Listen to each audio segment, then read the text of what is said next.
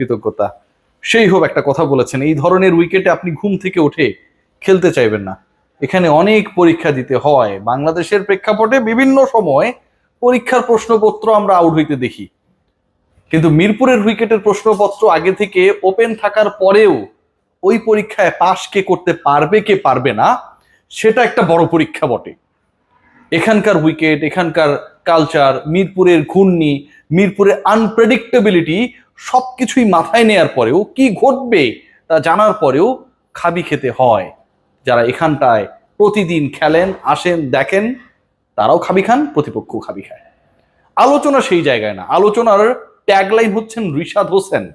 রিশাদ হোসেন চলে যাচ্ছেন, কোথায় যাচ্ছেন, কেন যাচ্ছেন, কেন রিশাদ বাংলাদেশে থাকছেন না। আজকে এই রিশাদের কৃতিত্বকে ছোট করার জন্য অনেক জায়গা থেকে অনেক কমেন্টস আমি আমার ইনবক্সে দেখেছি। খেয়াল করে দেখুন, রিশাদ যখন আজকে বাংলাদেশের বোলিং লাইন আপে তার প্রথম ওভারটা করলেন, তার আগে মেহেদী হাসান মিরাজ আরো 4 জন বোলারকে ইউজ করেছে। Rishad was the 5th bowler. Rishad অ্যাটাকে আসার আগে বাংলাদেশের স্পিন ডিপার্টমেন্ট কাজ করেছে, উইন্ডিজ ব্যাটিং এর এগেইনস্টে মুস্তাফিজরা কাজ করেছেন, কিন্তু বাংলাদেশ দল হিসেবে বোলিং ইনিংসে সফলতা পায় নাই। রিশাদ আসার পরে 51 রান যখন প্রথম উইকেট পার্টনারশিপে 50 পেরোলো যখন উইন্ডিজ, তার পরবর্তী সময় থেকে রিশাদের প্রথম 5টা 1 2 3 4 5 92-এর মধ্যে তার ঝুলিতে। 92 রানের মধ্যে ওয়েস্ট ইন্ডিজের 5 উইকেট নেই, সব কটাই নিয়েছেন রিশাদ হোসেন। 41 রানের যে গ্যাপ, 92 - 51 41, এই 41 রানের মধ্যে রিশাদের 5 উইকেট নেয়া পুরো ম্যাচের চিত্রনাট্য ঘুটিয়ে দিয়েছে। খেয়াল করে দেখুন যে রিশাদকে নিয়ে এত আলোচনা হচ্ছে, অনেকেই বলছেন মিরপুরের ব্ল্যাক ম্যাজিক রিশাদকে হেল্প করেছে। নো ডাউট, স্পিনিং ট্র্যাকেই তো স্পিনাররা ভালো করবেন। এখানটায় ব্রেটলি এসে, শোয়েব আক্তার এসে, কিংবা বাংলাদেশের তাসকিন আহমেদ এসে অনেক ফাটিয়ে বল করবেন, আনএক্সপেক্টেড। যখন আপনি স্পিনিং ট্র্যাকে খেলবেন তখন স্পিনাররাই ভালো খেলবেন, ভালো করবেন, উইকেট পাবেন, ডমিনেট করবেন, এটাই তো স্বাভাবিক। সেই ঘটনাটা যখন ঘটছে তখন আপনার দলে আরো রিশাদ ছাড়াও 3 জন স্পিনার ছিলেন। মেহেদী হাসান মিরাজ কিপটে বোলিং করেছেন, উইকেট পাবার ক্ষেত্রে রিশাদের ধারে কাছে নেই। তানভীর ইসলাম মার খেয়েছেন, সাইফ হাসান বল করেছেন, 3 ওভার 7 রান দিয়েছেন। কিন্তু রিশাদ যে কাজটা করেছেন, প্রথম 5টা উইকেট নিয়েছেন। রিশাদ যে কাজটা করেছেন, বাংলাদেশের প্রথম স্পিনার হিসেবে, এখন পর্যন্ত একমাত্র স্পিনার হিসেবে 6 উইকেট নেওয়ার কৃতিত্ব অর্জন করেছেন, যে কৃতিত্ব সাকিব আল হাসানেরও নেই।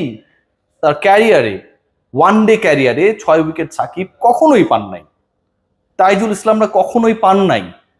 যে কজন 6 উইকেট পেয়েছে, যে 3 জন 6 উইকেট পেয়েছিল, মাশরাফি বিন মুর্তজা বেস্ট ফিগারের টপে, রুবেল হোসেন সেকেন্ড বেস্ট নিয়ে সেকেন্ড অবস্থানে রয়েছেন, এবং মুস্তাফিজুর রহমান, তারপরের নামটা রিশাদ হোসেন। বাংলাদেশের হয়ে এই কৃতিত্ব, এই কাজ, এই সাফল্য পাবেন একজন লেগ স্পিনার, কেউ কখনো ভেবেছিল? ভাবে নাই। উইকেট সবসময় এই ছেলেটাকে হেল্প না করলেও আলটিমেটলি তিনি গত 6 ম্যাচের টি-20 আর ওয়ানডের পরিসংখ্যান যদি বিবেচনা করি, সব ক্ষেত্রে তিনি কনসিস্টেন্ট ছিলেন। সবশেষ 6 ওয়ানডেতে রিশাদের উইকেট সংখ্যা 13টা, সবশেষ 6 টি-20-তে রিশাদের উইকেট সংখ্যাও 13টা। এই যে 13-13-26, 12 ম্যাচে 26টা উইকেট তার ঝুলিতে, এই 6টা মাইনাস করে দিলেও গত 10 ম্যাচে তো 20 উইকেট তিনি নিয়েছেন। কৃতিত্বকে কি চাইলেও ছোট করা যায়, খাটো করা যায়? যায় না ভাই। এই রিশাদ বাংলাদেশের হয়ে খেলবেন না।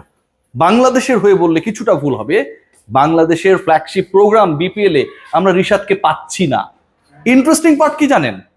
এই একদিন আগেই রিশাদকে নিয়ে বিগ ব্যাশ, আপনারা সবাই জানেন, অস্ট্রেলিয়ান লিগ, তারা পোস্ট করেছে রিশাদ ফাইনালি তাদের হয়ে খেলছেন। 2 দিন আগে ভিডিও বার্তায় জানিয়েছেন রিশাদ যে তিনি প্রস্তুত বিগ ব্যাশ খেলার জন্য। যে রিশাদকে বহু বছর ধরে, বহু সিজন ধরে বিগ ব্যাশে খেলার অফার দিয়ে আসছিল দলগুলো, সেই রিশাদ অবশেষে বিগ ব্যাশে খেলতে যাচ্ছে ঠিক তখনই যখন আমার বিপিএল দৌড় গড়ায়। বিপিএল এ এই মন্থর উইকেটে সাফল্য পাওয়ার চেয়ে, আপনার আমার কটূক্তি শোনার চেয়ে, রিশাদ হোসেনের কাছে ভালো মনে হয়েছে অস্ট্রেলিয়ায় গিয়ে নিজেকে প্রমাণ করার, এবং তিনি নিজেকে প্রমাণ করবেন। আজকে তিনি যেভাবে প্রথম 5টা উইকেট পেয়েছেন 7 ওভারের মধ্যে, 9 ওভার বল করে তিনি 6 উইকেট নিয়েছেন। শুরুর 5-এর গল্পে এক এক করে রিশাদের নাম যেভাবে আসে, সোহানের ক্যাচের কথা যেভাবে আসে, উইন্ডিজকে শেষ করে দেওয়ার ক্ষেত্রেও, লাস্ট উইকেট নেওয়ার ক্ষেত্রেও রিশাদ ছিলেন সফল। 74 রানের বাংলাদেশের জয়, 200 পেরোনো বাংলাদেশের ইনিংস, 200 স্ট্রাইক রেটের রিশাদ, 2টা ছক্কা মারা, একটা 4 মারা, সবকিছুই একটা ম্যাচে একজন কেন্দ্রিক। যিনি ডমিনেট করেছেন আলটিমেট ডমিনেটর হিসেবে, সেই তিনি বিপিএল এ থাকছেন না, সেই তাকে বিপিএল আমরা পাবো না। খেয়াল করে দেখুন যে বিপিএল আমরা বিদেশিদের নিয়ে অনেক চিন্তা করি, কোন টিম কোন বিদেশিকে আনবে, ড্রাফটের সময় কম, দল দিলে কবে টিম গোছাবে, এটসেট্রা এটসেট্রা, কত আলোচনা হয়। সেই জায়গায় আমি আমার লোকাল ক্রিকেটারকে খেলাতে